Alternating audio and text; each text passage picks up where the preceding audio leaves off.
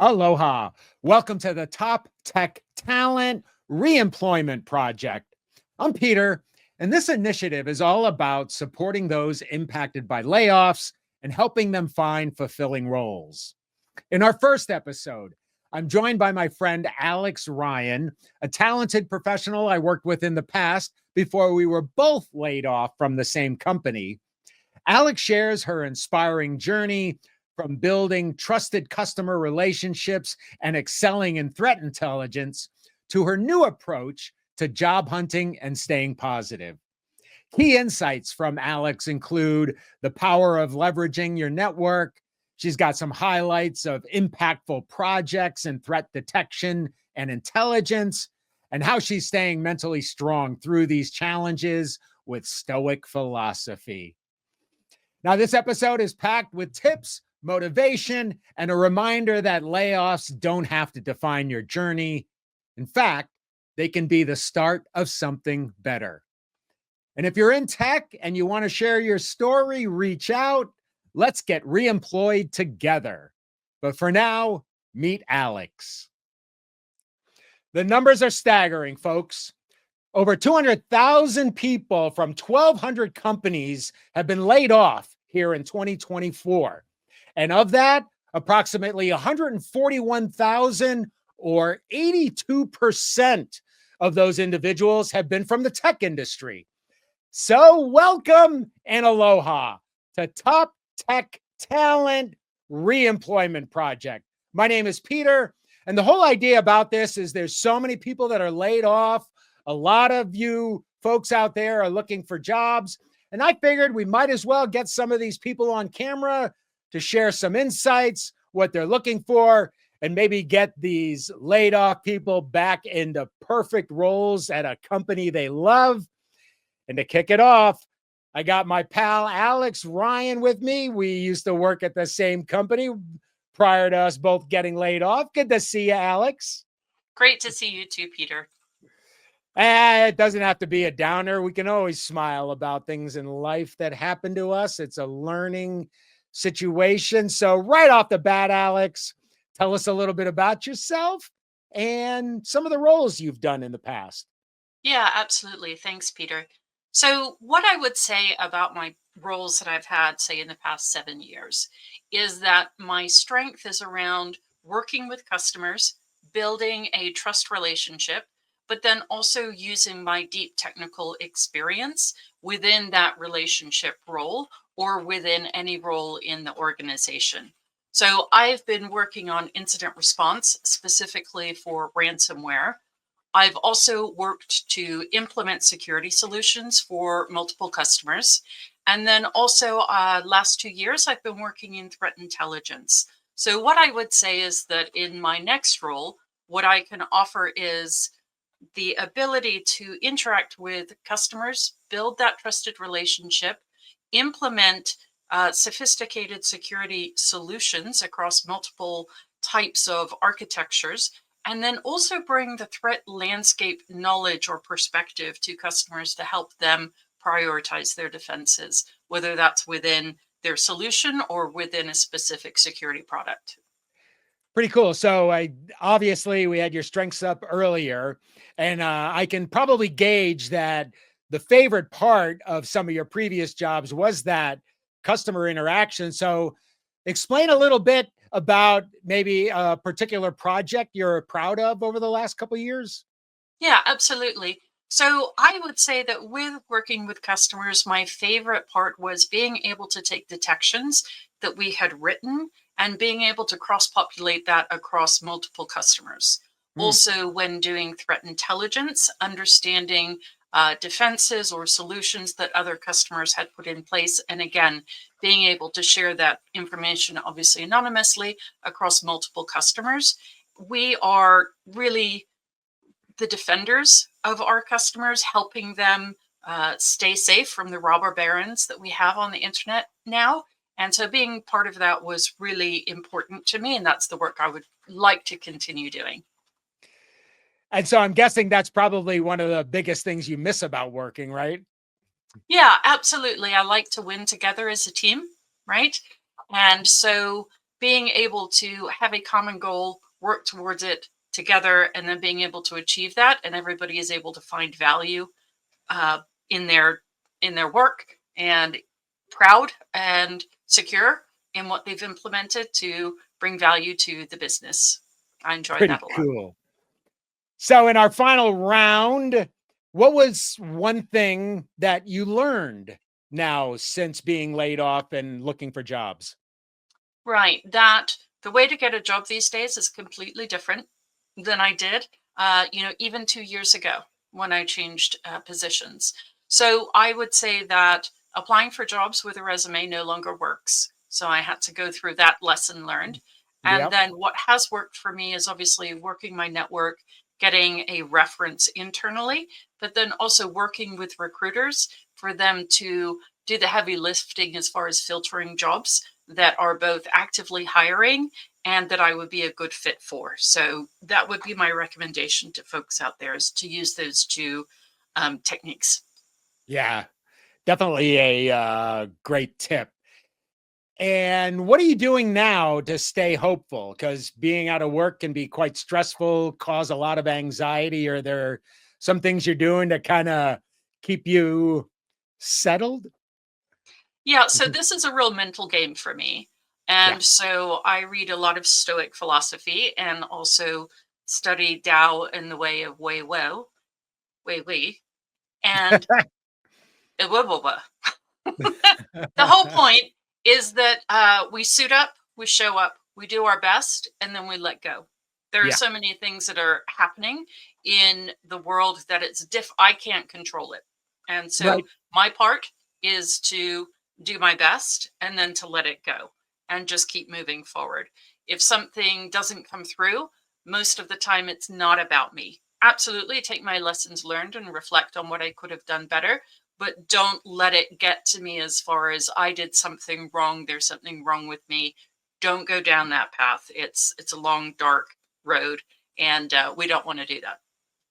Yeah. It's never fun going down those paths at Mm-mm, all. So mm-mm. that's why we do things like this to put a smile on our face, Alex. So, Alex Ryan, giving you a quick shot of her LinkedIn profile. We'll put her profile there in the description. I hope this helps, whether you are looking for a job, getting some tips and tricks, or you're looking for someone to fill a role within your organization. Alex would be fantastic. And I can vouch. That's you get your on air, on camera vouch from me, Alex, for sure. Thanks, Peter. Right on. Any last words? No, just let's stay positive as a community together. Yeah, for sure. There you have it. Episode 1 of Top Tech Talents, our reemployment project. This has been pretty fun. I hope you enjoyed it. For my good pal, Alex, I'm Peter. I hope you can like and subscribe and share. And hey, if you're out of work, laid off in the tech industry, drop a comment. If you want to come on the show, let us know. We'd be happy to have you. Aloha.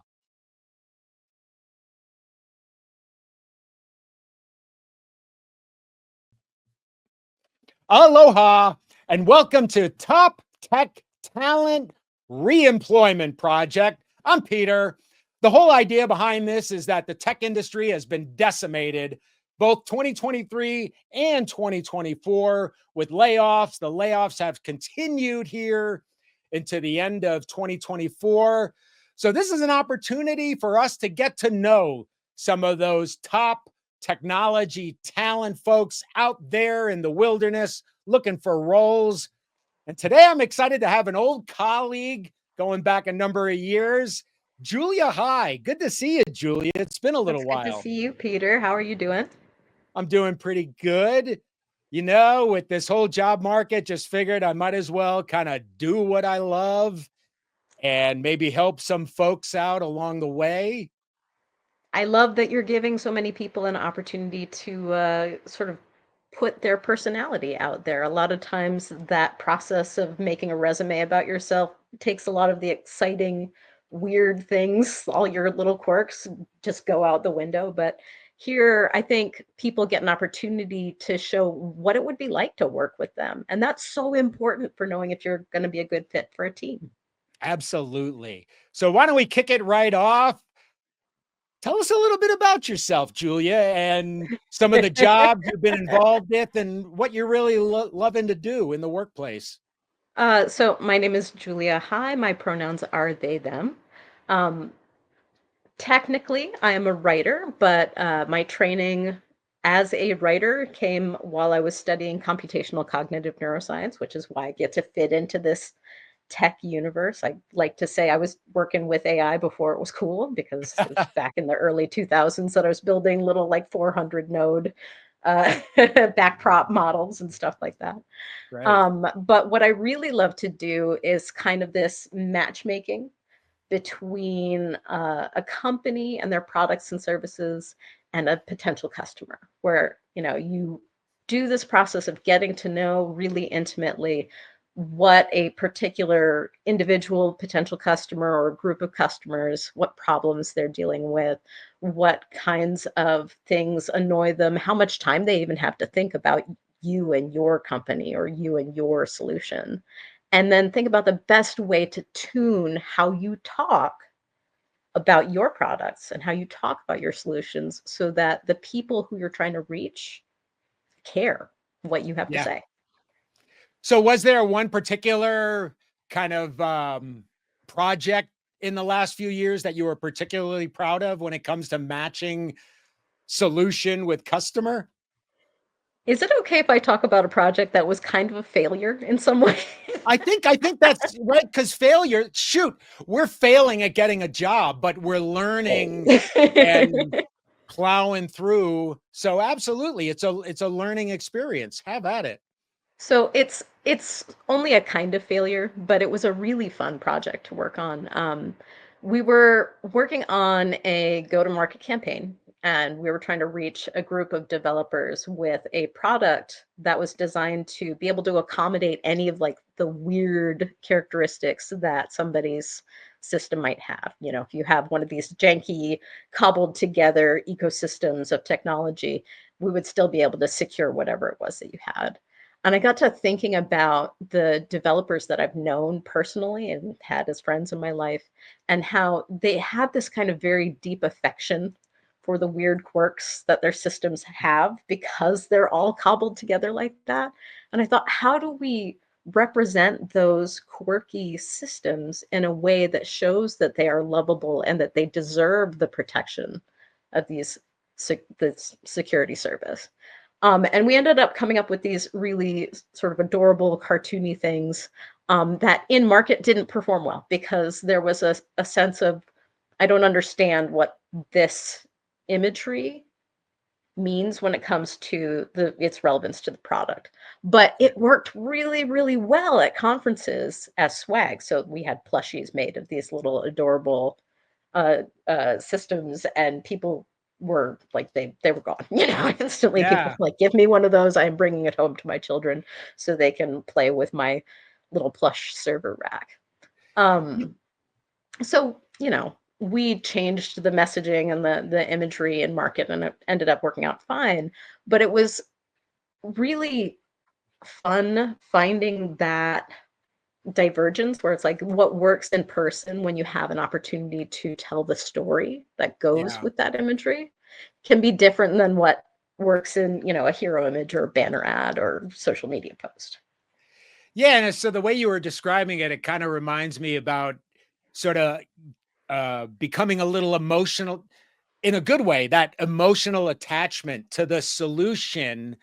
But right, that's kind of what you have to do for customers, because brands are you're supposed to get this sort of feeling of Mhm. something when you see the logo of the brand. So while the end result may not have necessarily matched the outcome that you wanted, I still think, I think that's a great way to go about connecting humans and their emotions and feelings to things that can help them in life. Yeah, and I think that there's something to be said. And you see this a lot in the way like sports teams market themselves is A lot of it has to do with embodying this sense of we're giving you a shared experience. It may not necessarily be that like I am handing you something that you could take and hold on to. Like if you go to a football game, you just have the memories to take back with you, or maybe some indigestion from like bad stadium food, depending on what you're into. But the thing that makes you loyal to a team isn't something the team gives you other than those good memories of the way it feels when everybody is chanting the same, song to support the team, or the way it feels when everybody suddenly yells and you feel everything vibrate as they're stomping and screaming about everything. You're not necessarily going to get somebody stomping and screaming for cybersecurity, No. but you can give them a good feeling like I'm part of something important here. This this is a tool or a brand that I can feel comfortable with and confident with because they also respect me and Yeah. who I am and my role. For sure. And I always felt security, while there's a lot of the fear, scary statistics, we got hacked. I also always felt security should be that piece that actually provides peace of mind. Mhm. You feel secure, and that's something I don't need to worry about from a business perspective. So as a team, what is one of the things you most miss about working with a team? Oh, you know what? Nobody's good at everything. Yeah. And I was so lucky to be working with a team of really creative people where if I just wave my hands in the right way, then a designer goes like, "Oh yeah, I see what you want to do with the motion in this animation for this ad. That's going to tell this story really well." I'm like, "Thank goodness somebody understands my hand gestures. Thank goodness there's somebody that can see the imaginary thing that I've Yeah. come up with in my head and help make it a reality." Yeah. I just think that that's fun. That's cool. Yeah, I felt very fortunate, at least on the last team. Everybody sort of had their specialty, and with everybody working together, we came out with some fantastic things. So, a little lightning round. What is one of the things you learned during this job journey or job search journey? Ooh, um, I learned that it's good to save your cover letter writing energy for the kinds of job applications where it seems like a person is going to be reading that cover letter. Like you Yeah. can tell the difference between an AI generated job requisition and one that somebody wrote because they're looking for a particular type of like personality for their team. Save it What for is some that second one. Yeah. What is something you've been surprised by or maybe didn't expect? Um, I have been impressed by how many people are taking the time to call out, like call attention to some of the problems in the current job market in terms of Oh, like that's a good here one. here are some ways where like this number of people have in purportedly clicked the apply button, but then the recruiters are saying, but we're not seeing real applications, and that mismatch is important because it means go ahead and apply for the ones where it seems like everybody's already applied.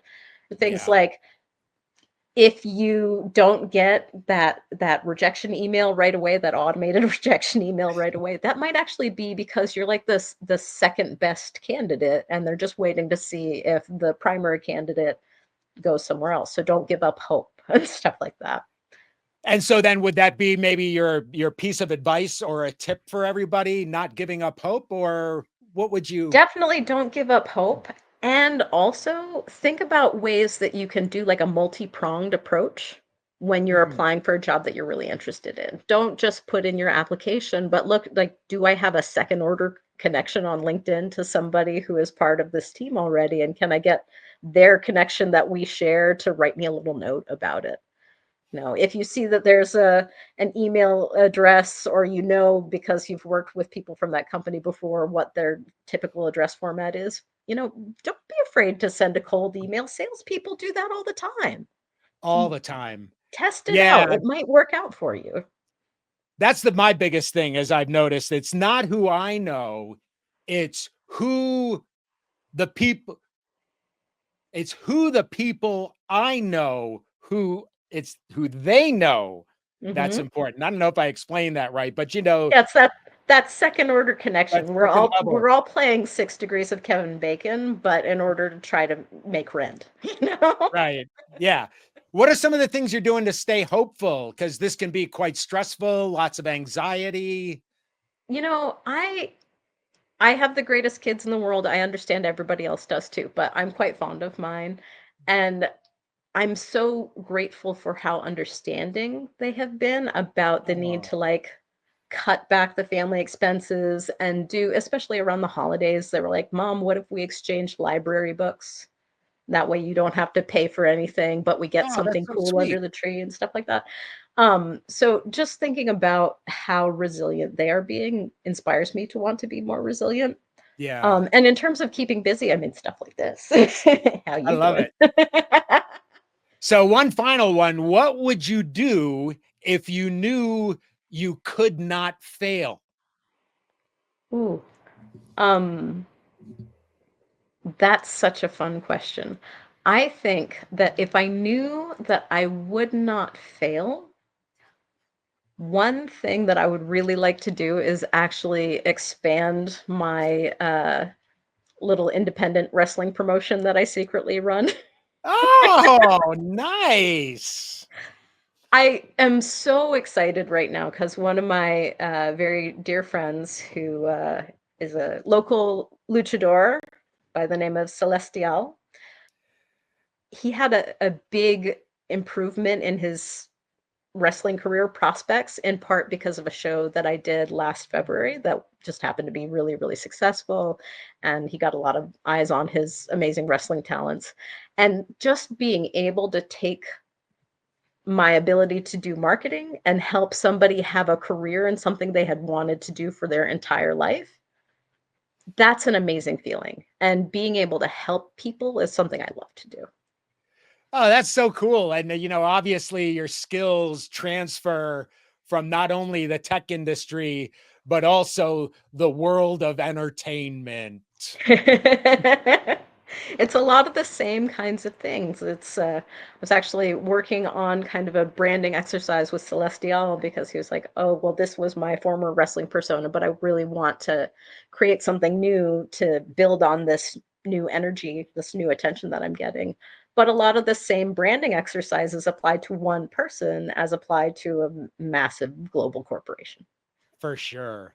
Very cool, Julia. And we put so for those of you looking for content strategist, content writer, a highly creative individual that's just simply fun to work with. If you haven't pulled that out of this video, I'm telling you right now.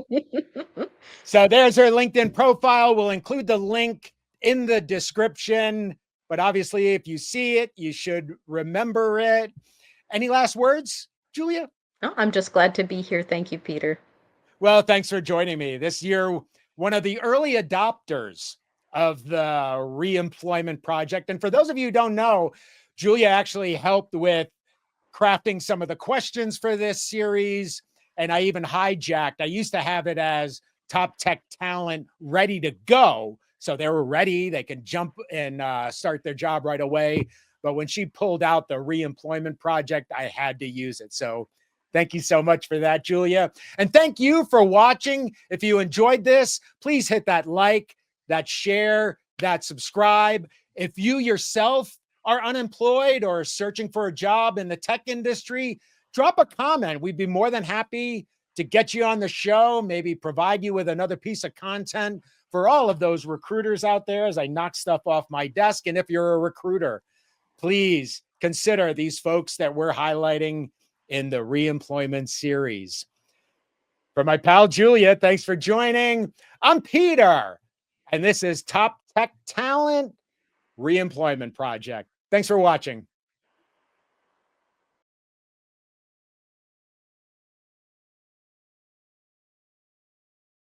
Aloha. You're watching Top Tech Talent Reemployment Project. I'm Peter.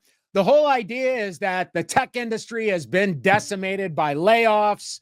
Thought we'd get some of those impacted folks on camera to share a little bit about themselves and maybe introduce themselves to a new opportunity of one of you watching. And I'm thrilled today to have Linda Hagopian with me. How's it going, Linda? It's nice to see you. Nice to see you, Peter. It's going well. Yeah. It's going. We still Yeah. got smiles on our faces. So Linda and I worked together over at Ericom and Cradle Point. We were both let go on the same day, but we still got smiles on our face. So why don't we kick it off, Linda? Why don't you tell us a little bit about yourself and describe a little bit about the type of work you're looking for? Sure. So, well, first, thanks for having me. This is a great idea, Peter. I've found that, it's difficult to get through all of the resumes and everybody who's out there applying just online, right? I think it's been quite a challenge to get your personality out there. It doesn't come through on a resume. Right. It's kind of nice to be able to talk about your passion and what you like to do, things that are beyond what the resume says. So I really appreciate the opportunity to talk a little bit about myself, which is really actually not a comfortable thing for me. I'm used to being behind the scenes in marketing, right? Yeah. So about myself, I've been in the marketing workforce for quite some time and have always had a passion for marketing and communications. It's what I went to school for. From job one, that's what I've been doing. And mostly B2B marketing from the association space. That every job that I've had, I've enjoyed very much having the access and the ability to do pretty much anything, right? From digital marketing to, any websites that I've developed, email marketing, demand gen, event marketing, partner collaboration, working with partners with different organizations. Pretty much it's run the gamut, and it's been exciting and interesting. And that's kind of the way I like it because it gives you a lot of variety. So right. Those of us who have been in a long time, we've pretty much dabbled in everything along the way. And as you're looking for a new job, is there an ideal job title or role that you're aspiring to? That's been a challenge for me to kind of filter out things that I don't want, to talk about things that I do want. I like the idea of leading a small marketing team. So for startups, that works really well for me. Or, a department of an organization that has a larger marketing group, but say, for example, they need a senior director of demand gen or a VP of marketing. So, from a leadership perspective, I'm a very good people manager. I have the vision, strategic vision to execute on that, which allows me to keep my hands in all of the different pieces of marketing, right? So that allows me to do that. Excellent writer, I would say. I don't put myself out there as the excellent of very much, but I would say from a content perspective and messaging, I do very well on that. More short form than long form content. So yeah, I don't get all worked up about titles. It's more about me being able to use my expertise to feel valued and to thrive in an organization where I can use those various talents that I have. Now, you just now spoke about, executing on a situation. Is there a particular project that you're proud of recently that you might want to share some of that execution and expertise?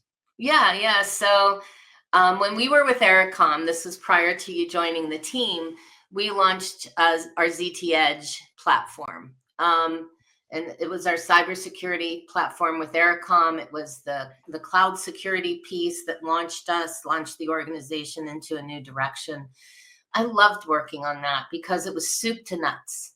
I was working on content. We had a small organization, so we were able to collaborate, work very hard on every aspect of that launch, that product launch.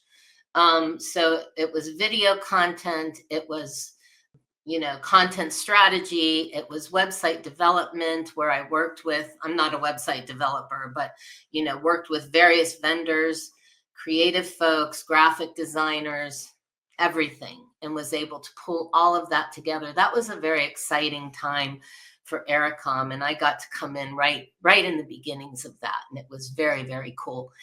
And then Ericom kind of transitioned its brand a bit to move more into the cloud security space, was still, very dedicated to its original mission, but we kind of reinvented Ericom on paper, not on paper to say, but from a brand perspective. And I worked very closely with our very small team to do that. Everybody had their piece of it. Nobody was truly, the only. I love working in teams. I really do love collaborating with different people, with different talents, so that we come together with a really unique marketing execution. So that was fun. That was fun. We got to marry the strategy that we were responsible for with the content, with the brand, all of those pieces. And that was great. Yeah, and it was quite successful, if I remember correctly. It was quite successful. It helped to get the company acquired by Cradlepoint. It set us up for that. Again, behind the scenes, our leaders were fantastic, and the part that they played. But we gave them the stuff to move forward with in terms of their talks and the execution. The other part of that I did was also the training platform, the educational training platform for certifications. I played a role in that too. I didn't know anything about the platform. I was able to really understand it, get all the content up there, work with our leadership team on all of those other pieces that they were responsible for, and pull it all together to make it a success. So again, I really do like working in teams. Yeah, and one of the things I noticed about you when we worked together is you were really tuned into the audience, to the customer, what they needed, those kinds of things. And so as we leave that in our wake, what are some of the things that you've learned or are surprised by now that you're in the job market? The thing that honestly is very frustrating being in the job market now is understanding how automation has really taken over the people function. And that takes that doesn't make sense to me. I can't reconcile that in my brain. I know that the people departments get bombarded with resumes. I understand that. And they probably can't look at everyone. But how do we as job applicants make sure, and I know there are tools out there, but make sure we shine when the time comes for those automated processes to see our resume and say, oh, this one looks good.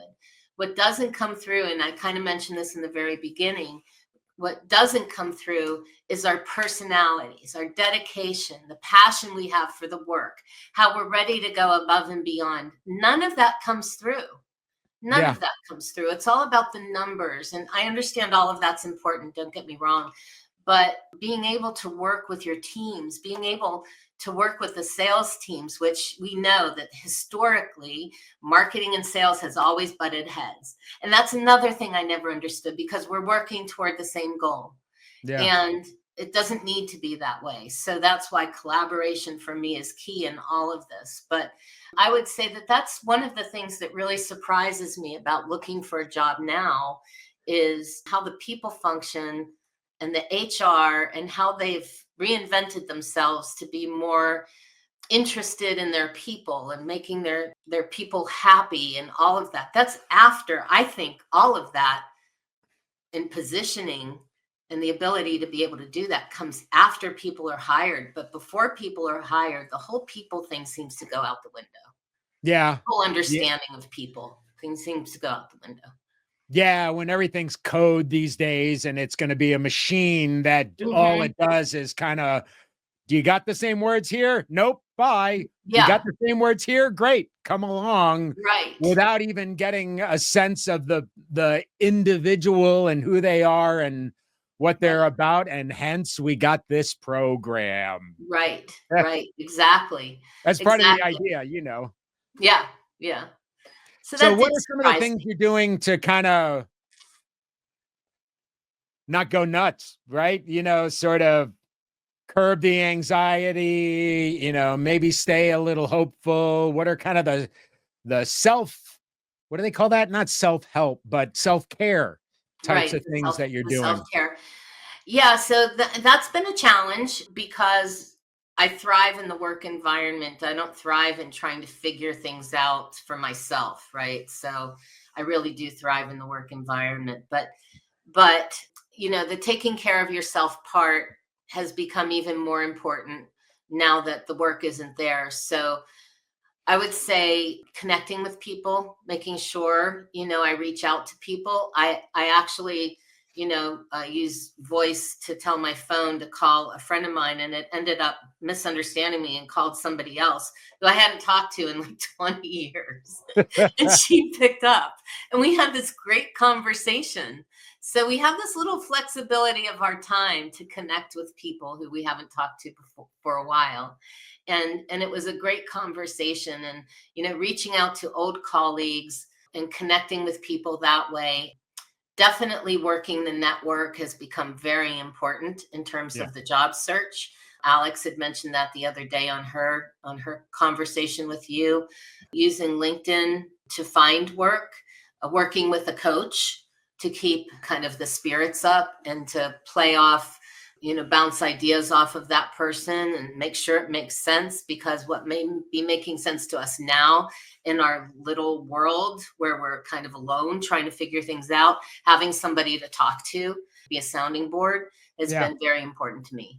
So Yeah, and I found just, to maybe rant a little has been somewhat helpful too, just to kind of get some of that, kind of excess frustration yeah, that out. anxiety. And then, once you shed it, everything is all fine and dandy again. So what would you do if you knew you could not fail?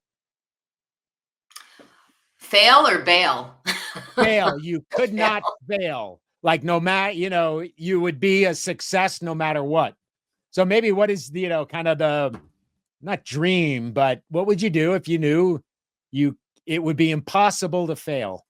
My a friend and she was also a client at one point when I had my own agency. She and I started a children's book and entertainment company called Nice. 10 for a Good Buggy. And I just love it. I love what we had planned. And I got more and more excited on what we had, the vision for. And it was like a Thomas the Tank Engine, but for trucking. And our books, the new ideas, the fresh ideas we put into the books were very fun and interesting. And they're intended to educate children how to be respectful to other people and that sort of thing. So anyway, that's what I would do. I would pursue that. If I knew Nice. I couldn't fail and if I had all the money in the world, I would Sweet. do that. I love it. Always taking care of kids. Yes. Great job today, Linda. If you're looking for a fantastic marketer, I can vouch for Linda. I worked with her for almost 2 years. It was a great time. Any last words, Linda? Well, right back at you, Peter. I'd recommend you too. So Oh, thank you. thank you. Linda Hagopian, folks.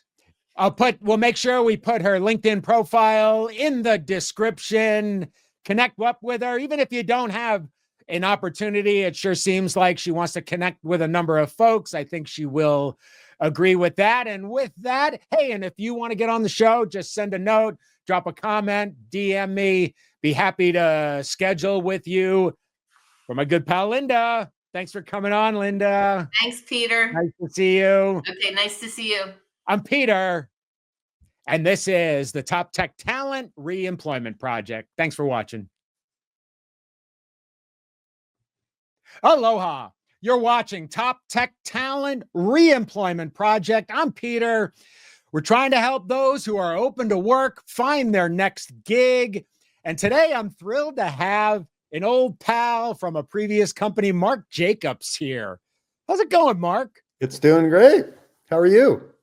I'm doing pretty good, having fun with this little program. So let's get right into it. Hey, so tell us a little bit about yourself, and can you describe the kind of work you're looking for in one sentence? Ooh, that's a Yeah, tough wow, one. one sentence. All right, it might be a long sentence, but really what I do and what I've had experience doing in the last 15 plus years in cybersecurity is helping companies bring their strategy through the value chain to the customer effectively, efficiently, and aligned to the goals of the company, and delighting the customer. So what does that mean? Like in normal speak, is through program and project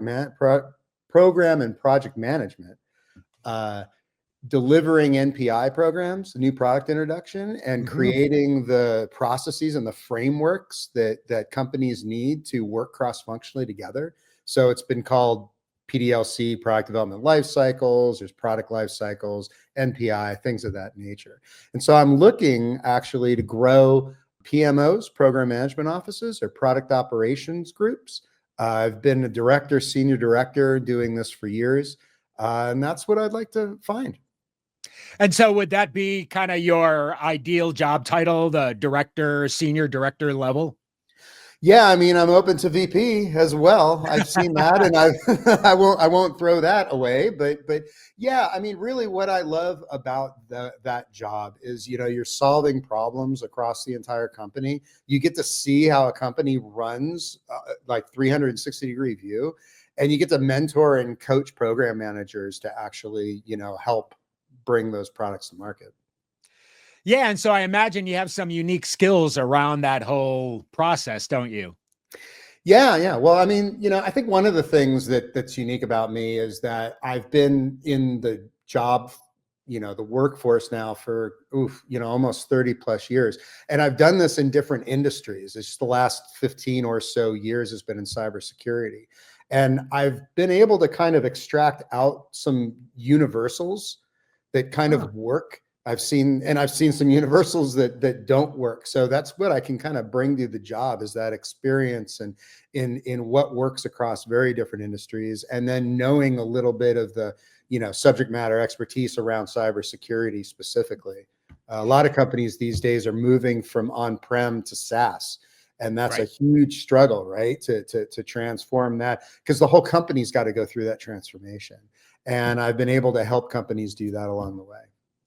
So over those 30 years, what are maybe one or two of your maybe most proud projects, and maybe one that might be a little bit hilarious? On our last episode, when I talked to Julia about something she's proud of, a project she's proud of, she's like, can I talk about a failure? And I'm like, absolutely. What was it that, the knowledge you gained after a failure? So story time, Mark.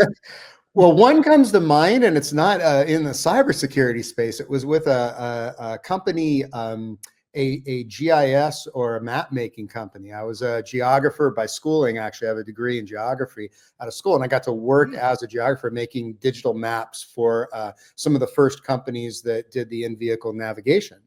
And I remember we put into place a process of, we were debating a product development lifecycle framework. And I was of the thought in one camp about how to do it, and there were a couple other people about how to do it. And we decided, okay, well, the next project that comes along, let's put Mark's thoughts to the test, right?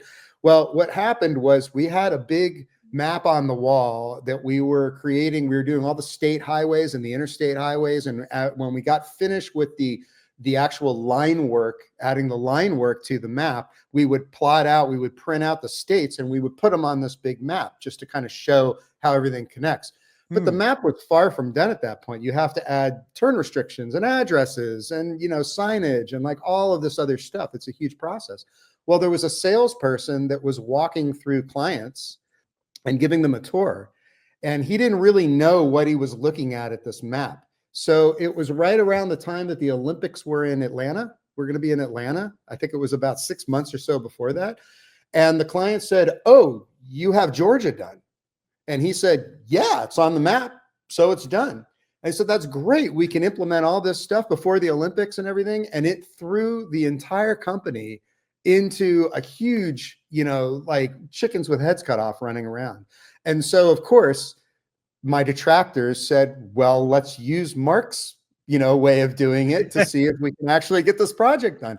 And it actually, we hit the deadline by the time the Olympics came out, and we even enough ahead of time that the OEMs were able to actually incorporate and ingest the map data and get their product out the door so it could be used commercially. So yeah, that was kind of like a, whew, glad that worked. Well, it's kind of interesting how you went from, geology to technology to then cybersecurity, throughout your career. And we just talked a little bit ago. I didn't know you were a musician. Yep. What is it that you miss most about working the work? Yeah, I think this almost comes from actually being a musician, perhaps, or maybe it's the other way around, but the interaction with people, because when you're in a band or you're making music with people, it really is communication. It's communicating in the room. So I miss that camaraderie of like working toward a common goal. And I really do enjoy like mentoring, and coaching others and also, learning, right. And getting advice and getting coached myself, all of that. Yeah, sort of feeding on and off of each other, almost like brainstorming when you're working on a song to some extent. Absolutely. And I saw the last one with the lady that you had on, and she had mentioned, what was it that she had said? The wrestler. She was promoting a local wrestler.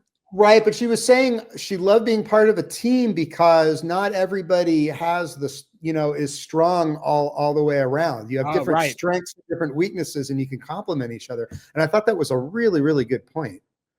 Yeah. Julia said about the fact that someone, I can wave my hands around and blurt out some words and someone will be able to understand that and turn it into something. That's how I make music. Yeah. So what are some of the things you're most surprised by during this job search?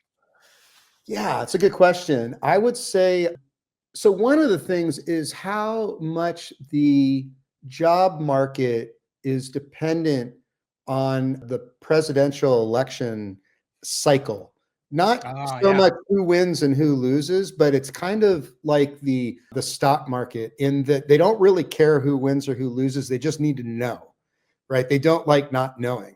And I think that a lot of people kind of hit pause. A lot of companies hit pause on any plans to hire up to see where this thing was going to go. And I think now I'm hopeful that, now that the election's kind of behind us, inauguration's coming up in a couple of days, that, companies will kind of get back to the normal mode of hiring. But that did strike me as interesting. Yeah, just how government may impact strategy and how you then go about fulfilling that strategy. Well, especially in cybersecurity, right? When a lot of your revenue can come from government. So. For sure. Yeah. What are some of the stuff you're doing to stay hopeful and happy and calm during this incredibly stressful time for many of us? Yeah. So spend time outside. Yeah, for sure. When there's sunlight, take it in. Exercise and eating right actually help a lot, and spending time with friends and family. And then, on the music side, right, creating music. And I'm actually going back to school for a degree in music technology. So that's been new and fun. And, going to a campus and doing it virtually has been a whole new experience for me. So it's given me a new kind of breath of fresh air. Yeah, creating for me too, kind of, that's what sort of, I dare say, not props me up, but gives me that oomph. Yeah. So I got a closing, close to closing. When was the last time you did something for the first time? Well, I mean, I just didn't. Well, okay, I've been in school before, so I guess that doesn't count. But I've going back to school. The last time I did something for the first time. You won't get that question in the interview. No, you won't. I would say it was probably in June. I went back east to visit my my sister, who her family had just bought a house and everything. I'd never been to New Jersey or Princeton or that whole area. So that was something that was new to me, and took the family. And it was wild. It was great. It was not really exactly what I had expected, but walking the campus at Princeton with my daughter, who will be going to college in a few years, was an interesting an interesting thing. Yeah, it could be either a proud or a concerned father moment, because my daughter is probably going to start her college time this coming semester. Is there anything we've missed, Mark, that you want to make sure that those out there know about you? I don't think so. I think that, we've covered my ambitions, career wise, and I'm open certainly to positions outside of cybersecurity if the situation's interesting. Other than that, I think you've done a great job. Hey, thanks. Yeah. I hope you think I did a great job too. If you're interested in a truly experienced technologist, we worked together at a previous job, highly impressed by his skills, knowledge, and abilities. Please hit Mark Jacobs up if you got any open roles. Even just connect, right? We've talked about it before. The networking, it might not be you that has the link to the job, but it might be someone sort of is becoming more 6 degrees of layoff these days around. Really appreciate your time, Mark. Thanks for coming on. And it's great to see you after these few years. Yeah. Great to see you. And thank you for doing this for everybody as well. I think it's fantastic. Thanks. Hopefully it helps me too, but hey, I'm just having fun while I'm doing it. If you like this kind of content, please hit that like, share, and subscribe. And if you're looking for a job, you're open to work, you just need something a little extra to get your personality out over and above this written stuff on the paper, hit that comment, DM, we'll get you on the show. For my old pal, Mark, good seeing you. I'm Peter, and this is Top Tech Talent Reemployment Project. Thanks for watching.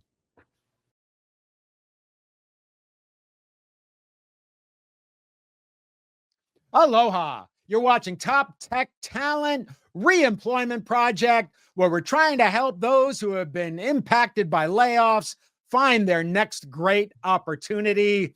And I got another pal from years, your years from, the years ago from a previous job. It's Dave Bergmann. How's it going, Dave? Great, Peter. Thanks so much for doing this. I appreciate it. No problem. Happy to help, of course. Now, they always say get into the content in the first minute. So why don't you tell us a little bit about yourself and the type of roles you're looking for, Dave? Yeah, I'll start by the fact that I have an interesting kind of background as sort of a generalist. I've been working for a long time, started my career doing event management, moved into advertising and marketing agencies where I was in account management and moving up through the agency. And then at F5, I was a creative operations leader. And the kind of roles that I'm looking for are those roles that allow me the opportunity to continue to work in creative environments, to work in program or project management, work with and lead people. But the challenge that I face based on that background is that the titles that I have had all along are not project manager, they are not program manager, because they're kind of industry specific titles. Right. And so I'm trying to find those right kind of roles where I can prove with my experience, even though I don't have the titles, that I want to be a creative operations leader or a program manager or a business manager, since I've been doing those things for my entire career. Yeah, right. So let us know or tell us a little bit about those skills that then match the types of roles you're aiming for. Yeah, I mean, I have 15 plus years managing teams, and I've spent a ton of time, literally my entire career, working with stakeholders from across global organizations, managing cross-functional programs and projects with as many as like 70 people on a cross-functional team across 10 different disciplines and things like that. So I have just a lot of experience being able to work with people and to pull people together and use processes and workflows to kind of get the most out of all those situations. So one of the things we put on here is calmness in crisis. So do you have any maybe humorous stories where that particular trait really helped the situation? Well, a lot. It is. I'm a very even-keeled person. It doesn't mean I'm not passionate about things, but I'm able to just stay calm and focus on problem and moving things forward. But there are times where I will remain so calm that some people are challenging me and wondering how I'm not freaking out all the time. And so I have to be aware of that and make sure I understand and have a little bit of empathy for those people that need to work through those things while I'm maybe trying to focus on the opportunity or the problem at hand. And so we have some of those kind of crazy conversations, and people come back to me afterwards and say, I just can't believe how calm you were. How could you not be so mad at X, Y, and Z? And I'm just like, well, I was feeling it, but I just wanted to get through it and figure out how we move forward. So, what do you miss the most about working? I mean, I miss the creative environments. I miss the teams of people that I work with and around.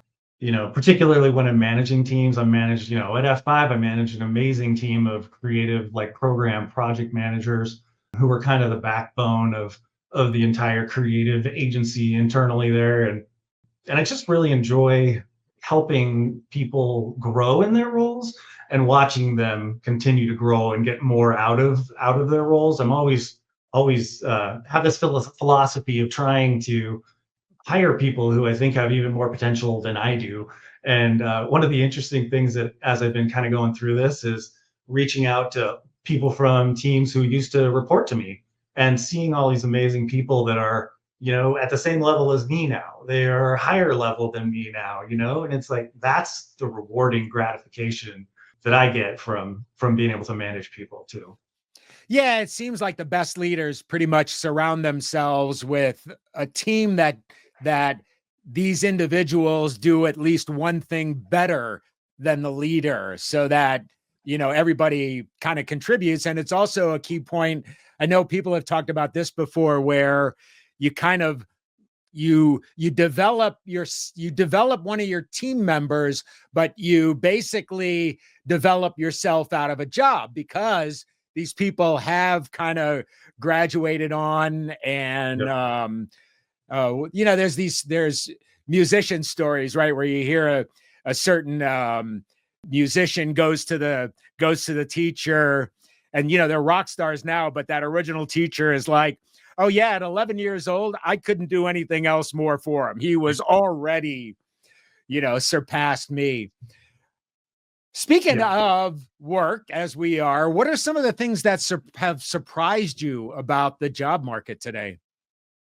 Well, I'll start by saying that I've actually never really been in a full-blown job search like this before. Oh, So when I moved back to Seattle around 20 years ago, I was able to, just make some connections and found a job in event management. And then I've been able to, stay at places for a fairly long time, 9 years in a certain ad agency, 6 years at F5. And so I've seen layoffs and seen the impacts and how they work. It hasn't happened to me. And so the whole modern job search thing is new for me. So there's just a little bit of the shock of what this is really like and all the tools and practices and things you need to do. But then once you really get into it and you think about all the people who have been laid off, have been a part of a RIF, and then you start seeing literally hundreds of people applying for every job, and even over 1,000 in some cases. And if you don't get in the first 24 hours, a job can be gone like that. yeah. And we all know that just passively searching and working on job boards isn't enough, but it's really helped me understand the importance of getting out and meeting people and making connections with people. So it's been really interesting, but I'm just trying to broaden the sources that I'm using, broaden the reach of the people that I'm meeting with and trying to get connected with to get out there. So it's just kind of been a slow process of learning, but it's been a challenge too, because it was right before the holidays. And so we all know the holidays hiring Yeah. is not quite the same. And then I have a unique challenge that I'm dealing with. We're moving across the country in the beginning of March to be closer to some aging parents and to make sure we're there to kind of help them out. And so on top of all this, I have not only the difficulty of being in my previous role and starting to make sure that a move would work, to suddenly having to search for remote work only or in-person hybrid work in city in an area that is not a major hub for tech or for other work. So that's a huge challenge for me. Limiting the scope of what I can go for and things like that is very difficult, while also trying to plan a massive move. But you also got to stay positive through it all. I've often joked with my wife with the number of people who have been laid off and all the different kind of disciplines, like over 100,000, maybe more than that. Like, we have enough people to start our own company with all the various disciplines, knowledge, skills, and abilities that are out there. So like during this, so you're, learning about the job search, trying to move. What are some of the things that you're doing to maybe kind of keep the anxiety down, sort of, the stress of it all? What are some of the things you're doing to kind of help with mental health challenges? Yeah. And and I'll say too, that I went through a lot personally in the last 4 years, while I was at F5. And I didn't really realize until I left how really stressed that all of that on top of the work situation had me. And so I actually went through, obviously, the moment of shock from the time you see the email for the meeting request that what it means, to the quick hour later seemingly where you're all of a sudden your computer's shut off and things like that. I went through all that, and then I actually went through a sense of relief, to be honest, for a little bit. I noticed that change, but I am focusing on getting my project management professional certification, and I'm really focusing on my mental and physical health as much as I can, and it's great. And with the distraction of the move, I've got all that going too. Oh, that's good. So you definitely kind of keeping hope alive and something to look forward to. So here's one question we actually didn't talk about, but I like asking one that's sort of off the cuff. But I asked this the last time. So when was the last time? Oh, you know what? I might even have an answer for you. The last time you did something for the first time. I have my own answer for you, but I'll let you answer first. The last time I did something for the first time. Wow. That's a tough one. The most recent one would be this job search. Bingo. and then wheel. This move across the country too is something I've never done. But yes, you nailed it. Nice. Yeah. I'm on top of this, aren't I, Dave? Yes. Very cool. Do you have any maybe closing remarks or anything kind of unique about you, a hobby or anything you want to share with folks? Because, we really try to, and we have obviously, but this is really to get that personality, essence, those kinds of things. So those looking for workers is like, I'm going to grab Dave.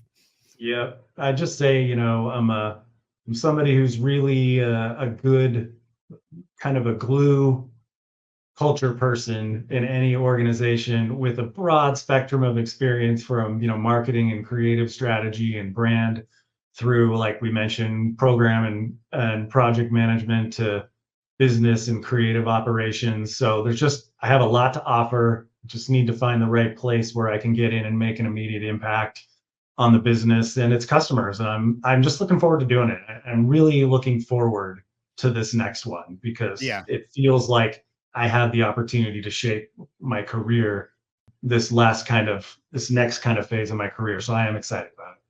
Yeah, definitely.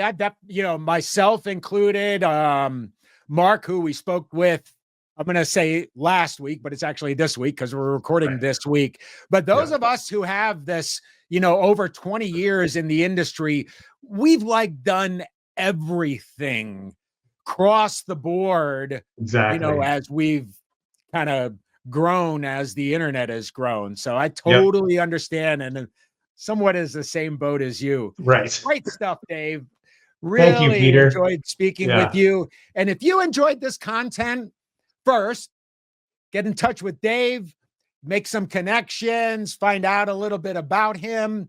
If you enjoy this kind of content, I sure hope that you can share it and like it and just help promote these individuals who are looking for work, including myself, but I'm having a lot of fun here.